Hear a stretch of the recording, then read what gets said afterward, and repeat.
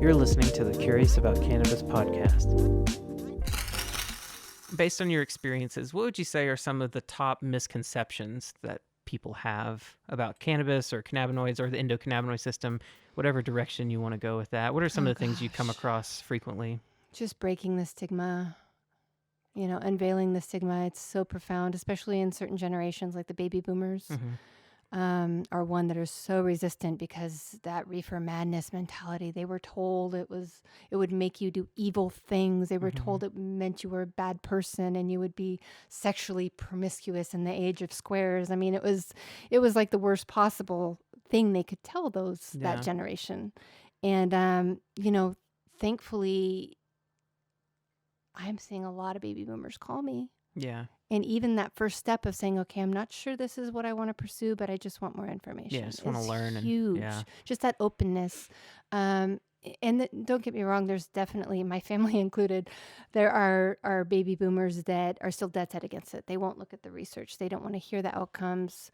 In my case, cannabis, I credit it with saving my life, and it spared my daughter out of home placement. And my family still rejected our use of it. And of course, my dad was a minister turned prison guard, so that might have had something to do with it. But,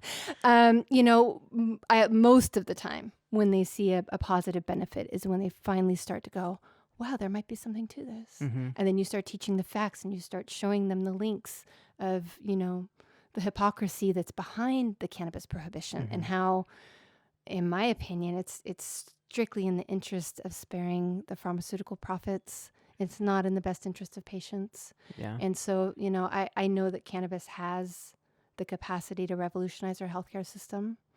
But in order to do that, we need solid education. We need to start teaching it in medical schools, for one. We need the physicians to understand it. That'd be a great start. Because sometimes we have patients go to the physician and the physician's like, oh, I can't do that. That's not going to help you. Yeah. At best, oftentimes they say, well, try it if you want, but don't talk to me about it, Yeah. So I think that's where it starts is making it an acceptable option for patients, helping them understand that risk versus benefit when you're looking at the pharmaceutical options or the more invasive options even versus the cannabis.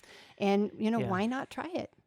Most of the time, it's an acceptable option. Well, yeah, that's a piece that I end up bringing up a lot is shouldn't the safety profile have value, when considering the treatment? Absolutely. And so often cannabis ends up being sort of at least these days, I think it will change, but it's so often a last resort option for a lot of people when, to me, that's super interesting because it's, granted, there are contraindications, there are limitations, there are things to be aware of to reduce harm and maximize safety. However, for most people, it is a very safe option compared to some of the potential outcomes from other therapies. Absolutely. And so the idea that it's a last resort just seems out of place. It's like, shouldn't it be tried out earlier? Absolutely. And if it doesn't work, then go to something more extreme rather than the opposite. That's what we agree to in our medical oaths that we take Right. about patient care is that we will teach them the most conservative approach and we will teach them to weigh the risk versus benefit. Do the least harm. So they can make an informed decision about their own care and have that patient autonomy. And that's largely been stripped away. Well, yeah. And something I brought up in a previous interview, but something that drives me crazy is direct-to-consumer drug advertising. And that patients are going in to see a doctor saying, I saw the ad on TV. I want to take this drug. And then the doctor is kind of, has to kind of go into this tug of war with a patient who has already decided what drug they want to take. Yep. And then there are a variety of other factors too that end up influencing that whole interaction between the doctor and the patient. But that's something that really bugs me. And there's only a couple of countries in the world that allow that direct consumer advertising of drugs. Yeah. And talking about, earlier we were talking about doctor autonomy, and now you're talking about patient autonomy. And if we want to try to improve the healthcare system, rapidly, which I think it does need to happen rapidly. I think it's happening, but it's happening very, very slowly. But we need to focus on how do we enhance healthcare professional autonomy and patient autonomy and patient compliance with different therapies, not bailing on something too quickly or denying possible treatment options based on stigma and that sort of thing. That's where education can help all of those areas you just mentioned. Doctor education, patient education, stigma education. And another big problem with the pharmaceutical commercials is, they're running on these media outlets that also give us our news. Yeah. And so, we see a lot of instances where something big will happen with a pharmaceutical company and, a medication is black boxed. And when you look a little deeper into that, you see the pharmaceutical companies are paying for the research. And if they don't get the research outcomes they want, they'll repeat it until they do. Right. And they may have done 10 studies and one of those had a nominal benefit and the rest had these really detrimental effects. Yeah. But they'll pick that one out to run it through FDA, hoping to get their profit back before it's black boxed. Yeah. And in the interim, people are getting killed. And a lot of that's not being covered by mainstream media because they don't want to jeopardize their advertising profits that are coming in from those commercials. So it's just a rampant issue.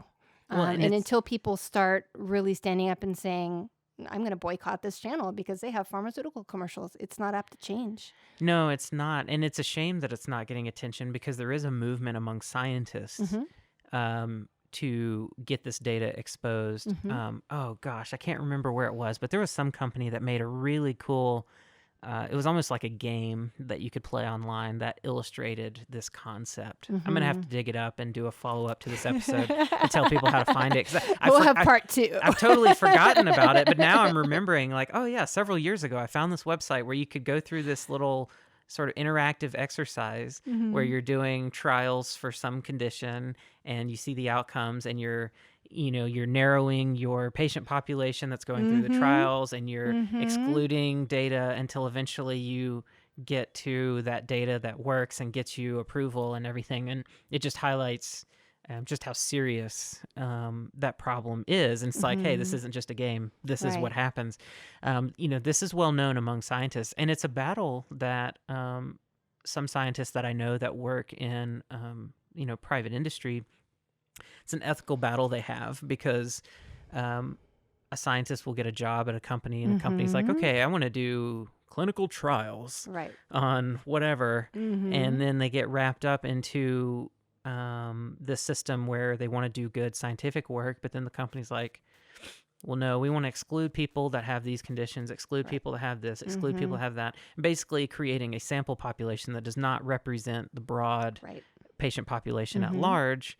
And then doing multiple studies, trying to find the data that works. Oh, shred that data, keep this data, whatever. And it really eats away at a lot of scientists. Eventually, they're just kind of like, well, this is just the game I have to play to have a job, to live. And so I understand that piece too, that it's not straightforward because a lot of these scientists are trying to live and trying to make a living. And I think some people have perceptions that scientists must be super wealthy and, top of the food chain. And it's like, no, that's not the case. It's extremely hard to find ways to do research, to find money, to, be able to do the type of work that we would like to do. And so the consequences, a lot of us end up working for private companies that have their own interests. And you lose the objectivity, you lose the integrity. And not a lot of people understand what parameters to look for to determine if research outcomes being sold to them are valid. So they don't catch those little details. Right. I mean, it's extremely difficult, if it's even possible, to understand whether there's quote unquote dark data behind a clinical trial. And to balance this out too, just because research is funded by a private company, it doesn't mean it's bad research. No. Not necessarily. Yeah, it's just you have to be critical about everything. Is There kind of what are it boils down companies to. that don't have patients' best interest in mind. I'll Exactly. leave it at that. Yeah, exactly. They have their profits in mind. Yeah, and their shareholders. And there's such an entanglement between the pharmaceutical companies and our politicians that they're protected. Yeah. They're protected. They're allowed to run amok and do things that are not in the best interest of patients. And they have as a lot healthcare of professional, I have a big problem with that. Yeah, yeah. As a human, I have a big problem with that. Right, yeah, exactly. Yeah.